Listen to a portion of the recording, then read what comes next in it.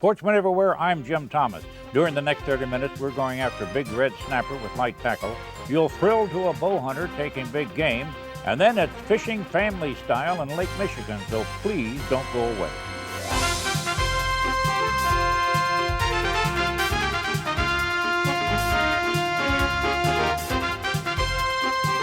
Outdoor Classics with Jim Thomas.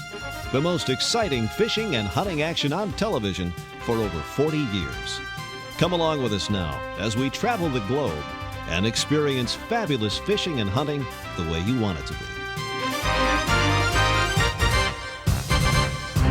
Nice to have you with us. You know, just about every time I order red snapper in a restaurant, and that's as often as I can make it, I have only one regret. I wasn't the guy that originally caught it. Boy, oh boy, those babies can fight you as well as any other fish of its size in the sea. And when using some fairly light tackle, man, you're really in for some fun. But we're getting ahead of the story. This is Captain Cy Bennett of Port Aransas, Texas. Cy is master of the Dolphin Party Boat, a sleek 65-foot steel hull that takes people out daily on fantastic offshore fishing trips. And today he's taking a group of us out to try our luck for bull redfish. It's customary to tie the Dolphin up to one of the many rigs found out here in the Gulf. There's not a better place where a man can try for redfish. Bait, usually mullet, is the order of the day. In the fall of the year, the big reds are down deep, right on the bottom. So the object is to get the bait right down there under his nose.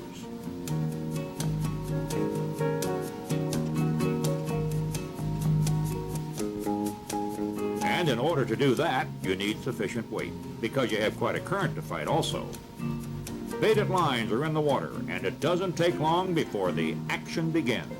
I'll tell you one thing, you hook into a fairly good-sized redfish, it takes a lot of doing to get him up off the bottom. So, since this young lady angler was the first to connect, I was endeavoring to give her all the assistance I possibly could. Being from the old school, I'm a firm believer in the fact that amateur or professional, the person who hooks a fish is the one who should land it. Therefore, all I did was give her some instructions. And is she ever having fun? Nah, she's just acting that way. And there it is, a beautiful redfish. And from here he looks to be a good 20 pounds or more. Be ashamed to lose him. Ah, but this one's safely on board. What a thrill to land a fish of that size. Why, she's so happy she can hardly stand it. And who can blame her, huh? The fish is properly tagged and stuck in the icebox. And need I remind all of the fact that there's some of the most delicious eating that ever came out of the ocean. Bob Tucker, sports editor of Channel 6 in Corpus Christi, was my fishing companion that day, and as you can see, he has his hands full. These babies fight like blazes when they first take the bait down deep, and every inch to the surface. Once on top, they give you another battle. Look at him go.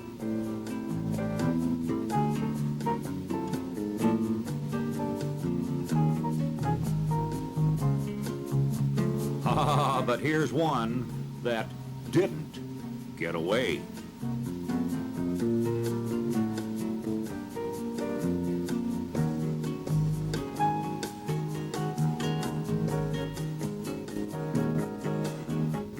Nice going, Bob. Nice going. Just imagine.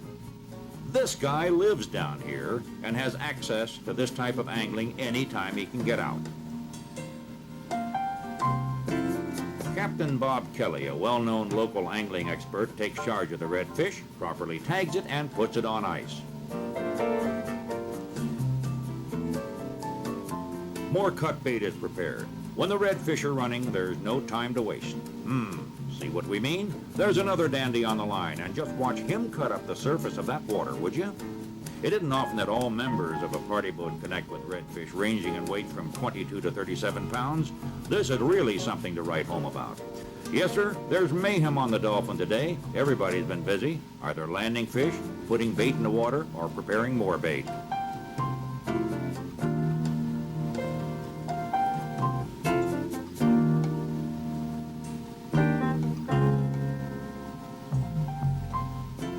What you see here is just one of the many reasons why anglers from all over the country each year flock to Port Aransas for the fishing of their choice. I'll tell you another thing. Gaffing and hauling aboard 10 or 15 of these big babies will make any man tired. Who's complaining? Not me. Incidentally, our two captains today, Kelly and Bennett, are making certain that everyone who catches a fish gets his fish. Each person has a number, and that number goes on each catch.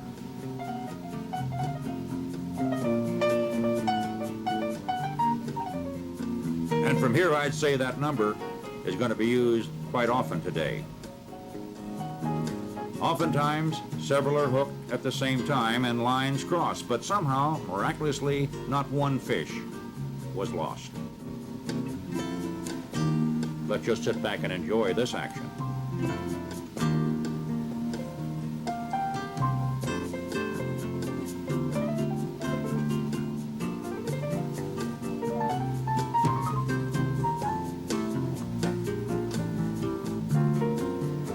And let me tell you, that afternoon upon arriving at the Dolphin Dock, there was a bunch of very happy fishermen. There were so many reds, it took quite a while to unload them. Needless to say, it'll be a long, long time before anyone forgets this day out in the Gulf.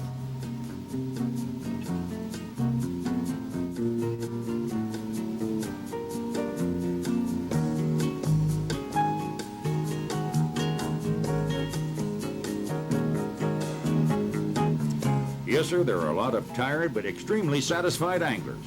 It's always fun when good friends get together. Captain Cy and Bob Kelly are among the greatest. Warren Ham is the owner of the boat, and he's about as gracious a host as any person could ever expect to have. Now, I don't have to tell you folks how delicious the redfish is to eat, and those, my friends, are as fresh as you can possibly get them. Going out into the Gulf on a party boat like the Dolphin is the best way I know of to spend a memorable day off Port Aransas. Good sportsmen all, a fine boat, excellent weather, and a fishing dream come true. That's what I call a winning combination. Yes, sir. We'll be back in a couple of minutes.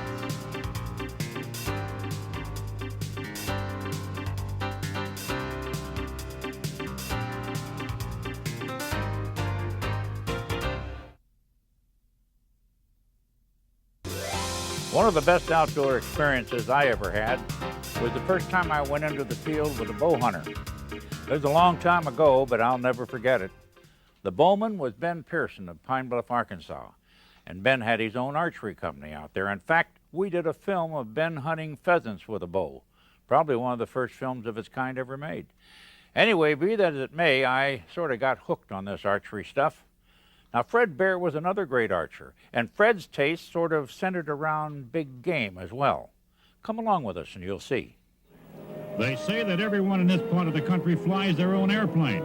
And to a degree this is true, because it'd be pretty difficult to move about this remote area with anything else.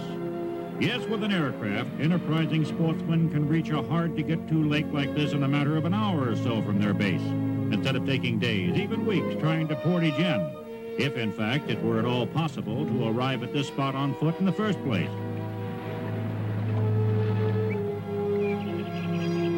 The elevation here is about 5,000 feet, with the surrounding peaks rising another 2,000 or 3,000 feet above.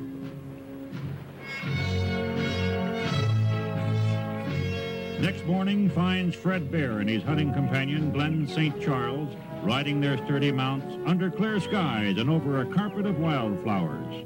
A new and enjoyable experience.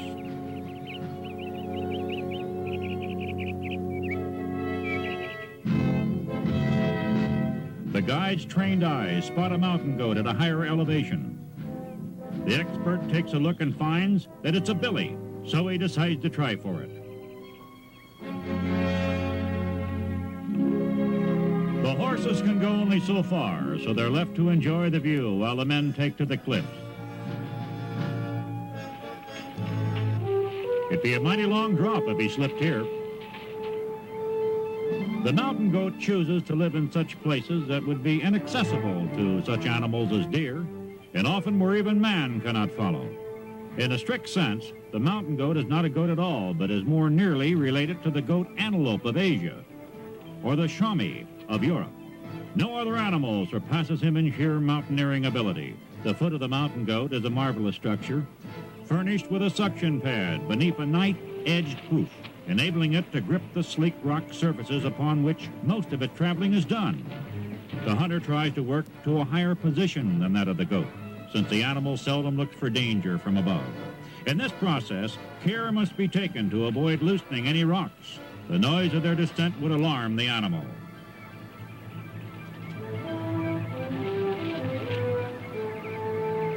So far, so good. The hunter edges in closer, and as yet is undetected by the wary animal. However, he must close the distance to within 50 or 60 yards to ensure a hit. The goat finally sees him. It's now or never. Good shot. The occasion would be rare indeed when the bowman gets in a second shot. The first arrow is the one that must count.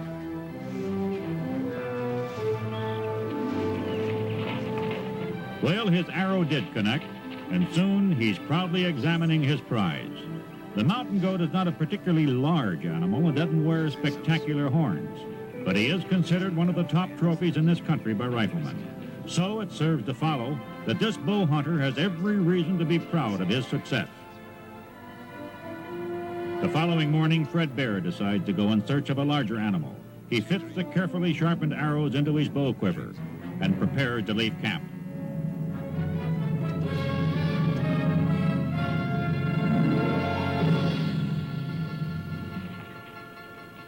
The guide, Wes, is coming along and is armed with a fly rod just in case things don't pan out. It's a beautiful day and hopes are high as the two outdoorsmen hit the trail.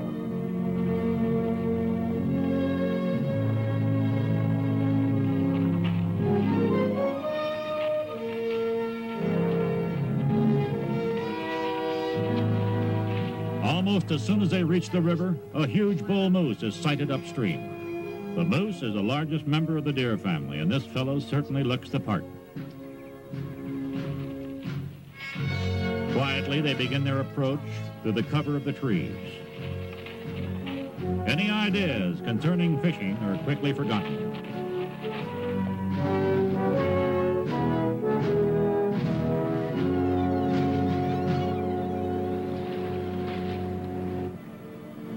Because of its short neck and long legs, it's difficult for the moose to feed from the ground. Its food consists chiefly of browse and aquatic plants obtained by wading into the water. The bull senses that all is not well and decides to forget about his morning snack for the time being. And he begins to move off. Then Fred lets fly his arrow. Did the arrow hit? It's difficult to tell because the moose is still on his feet and moving. Fred has time for one more quick shot as the moose disappears into the forest. Fred isn't sure he's connected, and because of the thick growth, the task of trailing may be a hard one. So they waste little time in getting to where the moose was last seen.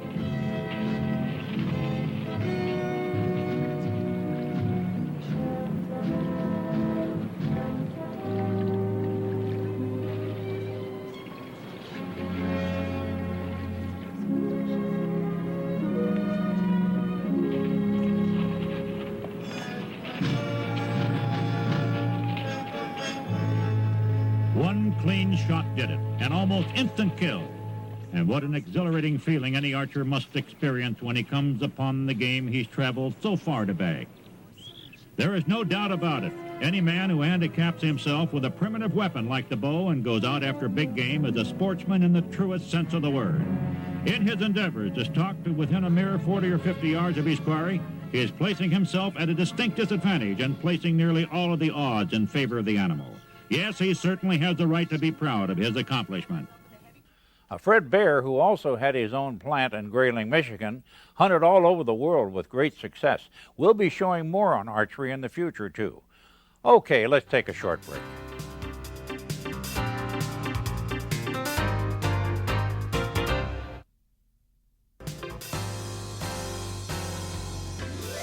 There's very little I can say about Lake Michigan and the great angling it offers that hasn't been said many times by many people. But when you get right down to it, the incredible transformation that this great lake has undergone over 25 years ago bears comment, and lots of it. The people of Chicago and beyond are indeed lucky to have a great fishing lake literally in their front yard. This is the Manistee River, one of the many tributaries that feed into Lake Michigan. The Manistee is located just inside Michigan and is only a hop, skip, and a jump from downtown Chicago. Recently, steelhead and the famous Coho salmon from the Pacific Northwest were stocked here, and both species really caught on. And today, Larry, the expert guide of this river, is taking out a father, mother, and daughter to try their luck. Larry is a knowledgeable guide when it comes to fishing this part of the area. He grew up here, and through his father, he's learned every steelhead and coho hole in this body of water. Coho and steelhead hang out in pretty much the same area, so it serves to follow that where you find one, you'll invariably find the other. Anyway, we shall see what we shall see. The father end of this trio is a pro, but his wife and his daughter are going after salmon for their very first time. It's a beautiful day, and even if one fish isn't caught, it's still worthwhile being out. And this little miss is more than eager to learn. She finds that making a cast with a new type push-button reel makes things a lot easier. Mom, it would appear, is having a little bit of trouble. However, Larry comes to her aid and also gives her some real good instructions about how to retrieve that lure.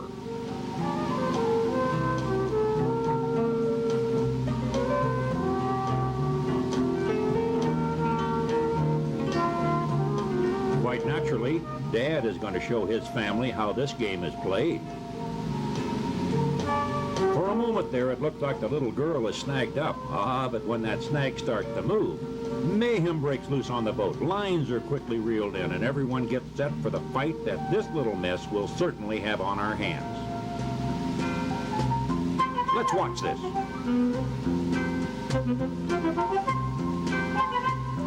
And the father resists the temptation to help his little girl, since he's a firm believer in the fact that each fisherman or fisherwoman should land his or her fish alone without help from anybody.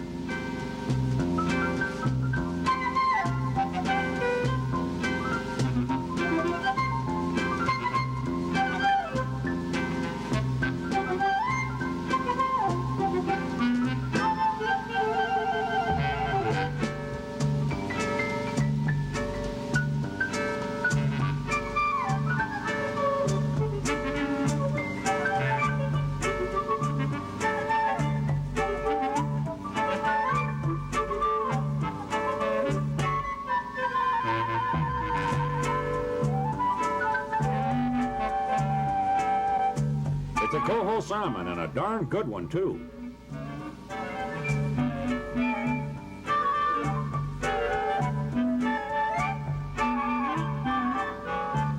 Take it easy with that net, partner. If you lose that fish, her small fry captor will never forgive you. But in goes the net, and out comes one beautiful Coho, almost as big as the little gal herself.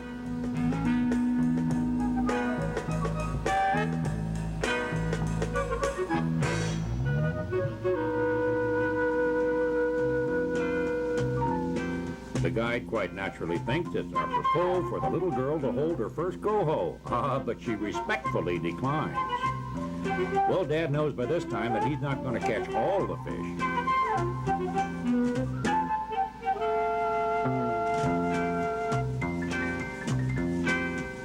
Hey, looked like the little wife connected. Bingo! That fish is going upstream. This is going to be a real contest.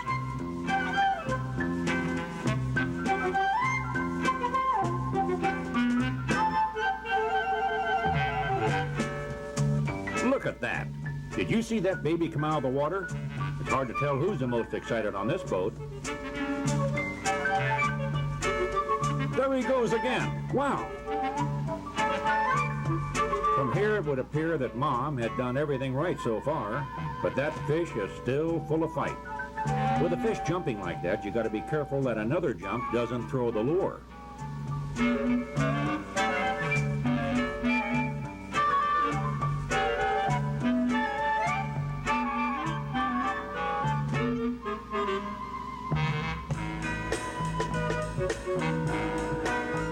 But it looks like all those jumps are beginning to affect the strength of the salmon. He's slowing down.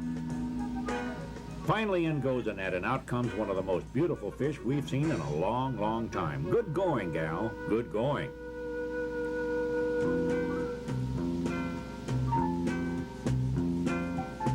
Hey, wait a minute. That's not a Coho.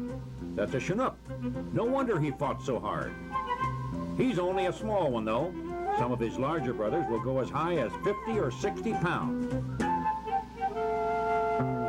You wonder what Dad's doing here? He hasn't connected yet. Hey, looks like the little girl has come up with another strike. Man, what a day. But this is salmon fishing, though. When they decide to hit, they're all over the place. On the other hand, there are times when you don't even get one bump. Ah, but that's fishing for you, right? Well, these ladies are certainly having more than their fair share of luck. Let's watch this one tear up that water.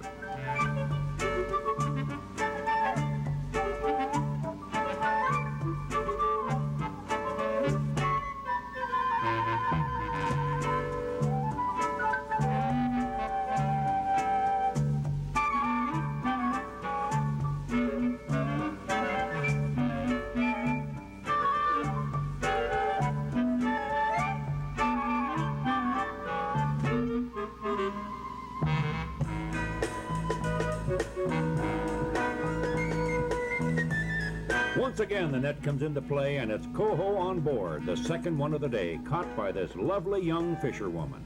And even though it's slightly smaller than the first one she caught, man, is she ever proud. And who could blame her, huh? And we'll be right back.